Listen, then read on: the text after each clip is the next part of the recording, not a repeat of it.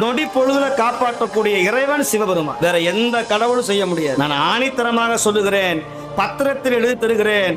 சிவபெருமான் நம்பிட்டீங்கன்னா உங்களை கொண்டு போய் கோபுரத்துல எங்க விமானத்துல வச்சிருவார். ஆனால் அவனை மறந்தீங்கன்னு வச்சுங்க, அதல சுதல விதல பாதாளத்துல கொண்டு போய் தள்ளி வச்சிருவார். சிவனை மறந்தவர் எவர் வாழ்ந்தார்? சிவனை மறவாது நினைத்தவர் எவர் தாழ்ந்தார்? நான் சிவனை நம்பினேன், எங்கேயாவது கீழே போயிட்டேன்னு யாரும் சொல்லுவார் இல்லை. நான் ஒவ்வொருத்தவங்களும் மனசாட்சியை விட்டு சொல்ல வைக்கிறேன். மனசாட்சி அவங்க மனசாட்சி சொல்லும். சிவனை கும்பிடுறதுக்கு முன்னாடி எப்படி இருந்த, சிவபெருமானை வழிபட்ட பிறகு எப்படி இருக்கேன்னு சொல்லுங்க, ஒத்துக்கொள்ளுகிறேன். நான் சிவபெருமானை நம்பியவர்கள் வீண் போனதாக சரித்திரமும் வரலாறும் கிடையாது. திருமுறையை நம்பியவர்கள், திருமுறையை தொட்டவர்கள் கெட்டு போனதாக புராணம் கிடையாது.